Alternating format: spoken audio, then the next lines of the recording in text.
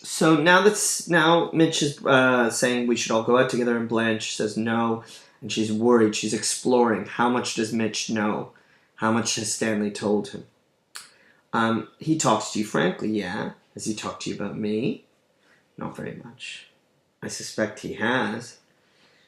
The way you say that, notice how much Blanche detects meaning in others. Oh, no, he hasn't said much, but what he has said, what kind of attitude does he have? She's searching. Why do you ask? I don't think he likes me. He doesn't understand you. And she says, that's putting it mildly. If it weren't for Stella about to have a baby, I wouldn't be able to endure things. He isn't nice to you? He's rude. He offends me. Why, in every conceivable way? I can't see that. Well, look, it's a frightful situation. There's no privacy here. So he stalks through the room in his underwear, and I have to ask him to close the bathroom door. That sort of commonness isn't necessary. So we have almost near nudity and bathroom commonness. I mean, that is just really harsh. It seems to me that, peeing, defecating, walking around in his underwear, there's a lot of tension about his body, the physical spectatorship of his body, and all these animal things, stalking and just releasing his bowels. And there is that potential sexual tension, too. Let's see if it continues. You probably wonder why I don't move out. I don't have enough money. I didn't save anything. That's why I have to put up with my sister's husband. Now, is she being honest? It sounds like it. And he has to put up with me, apparently so much against his wishes. Surely he must have told you how much he hates me. Why does it concern her? I don't think he hates me. He hates me. Or why would he insult me? Of course, there's such a thing as hostility of, perhaps in some kind of way. No, to think it makes me. She doesn't complete her thoughts. But I think what she's saying is suspicion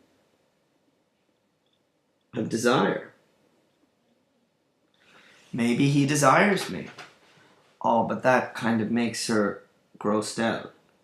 But the thing with desire, or even that suspicion, isn't there the fear that she might desire him too? I think that's a really dangerous thing in the play. I personally don't think or see Blanche's desire for him very much. But I think the danger, the frisson, the electricity between them is present. Dangerous, hostile, violent. But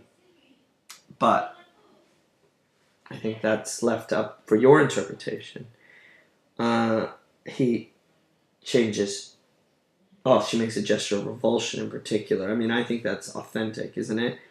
She is truly revolted at the idea of Stanley. But at the same time, the more she protests, the more, I don't know. Mitch asks how old she is. She's kind of nervous and twitchy about it. Why do you want to know? I was talking to my mom about you.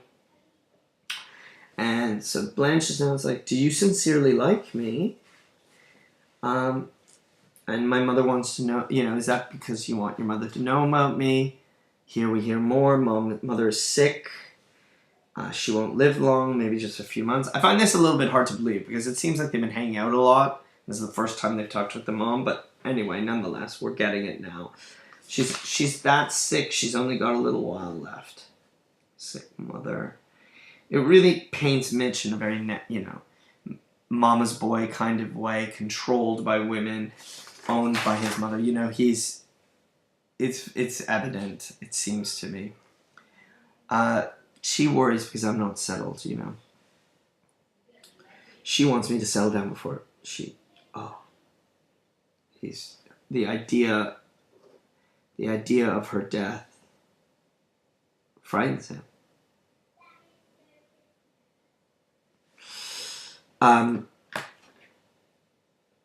Blanche, noticing his love for this mother, noticing his great capacity for love and devotion, for being loyal.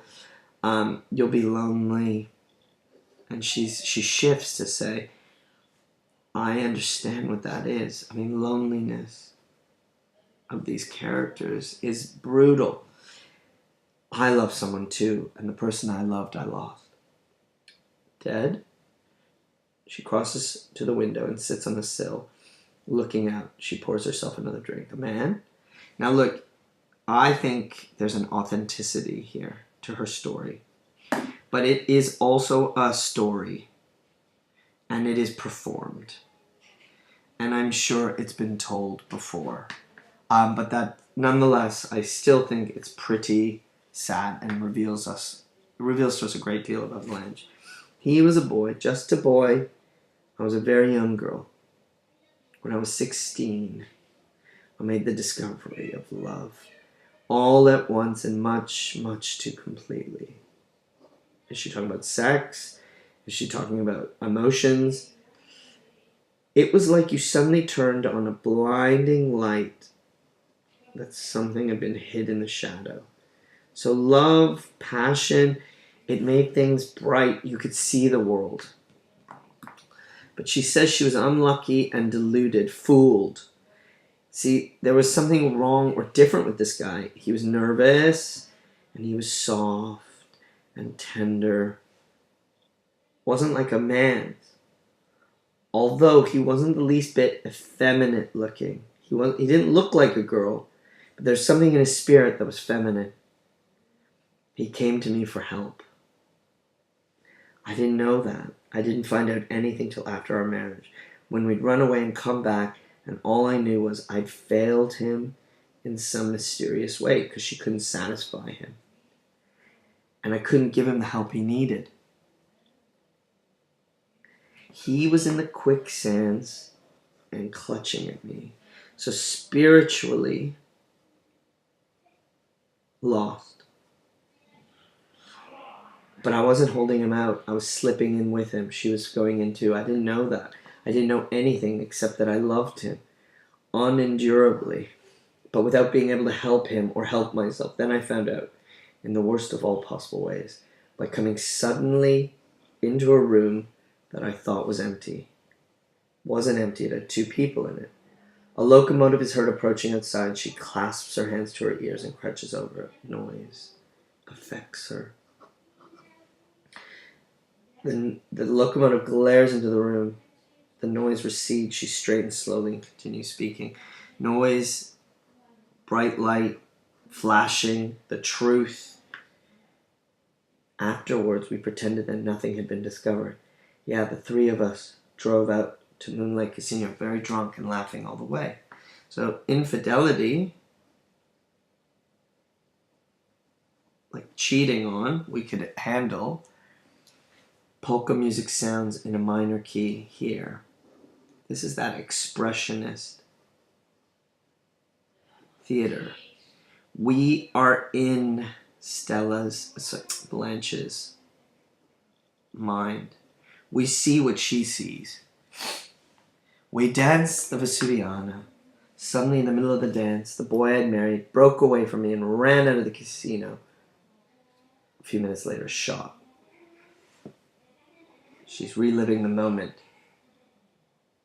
I ran out. All did. All ran and gathered around that terrible thing at the edge of the lake. I couldn't go near for the crowding. That somebody caught my arm. Don't go any closer. Come back. You don't want to see. See what? Then I heard voices say, Alan, Alan. The gray boy. He stuck the revolver in his mouth and fired. So it's suicide. So we don't understand why.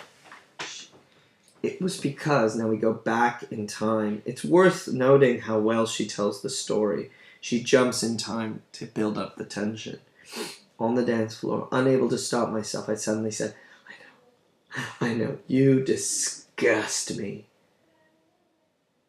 And then the searchlight, which has been turned on the world, was turned off again, and never for a moment since has there been any light that's stronger than this kitchen candle.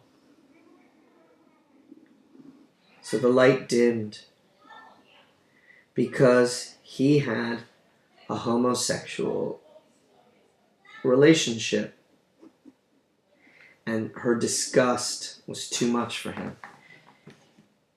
She hurt him.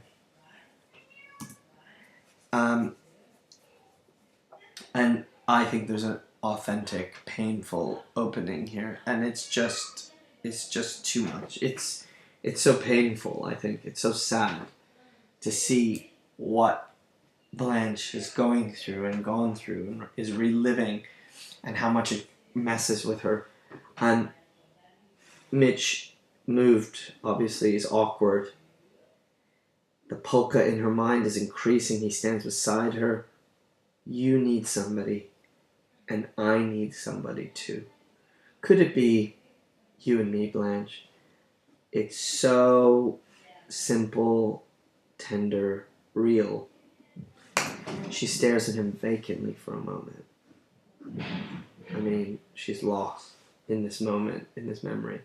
Then, with a soft cry, huddles in his embrace. She makes a sobbing effort to speak, but the words won't come. He kisses her forehead, and her eyes, and finally her lips. So tender, gentle, and this pushes out the polka. It's going to release her from this. It's only alcohol usually that does this. And then this amazing poetic ending to the scene. Sometimes there's God so quickly, so esoteric. I mean, here's a relief, possibility of hope and salvation, and it only comes at times.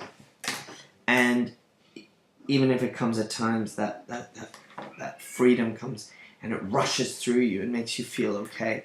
I'm devastated and demolished by this scene. I think that even I can't decide. Does Blanche really care for Mitch? Does she want to be with him?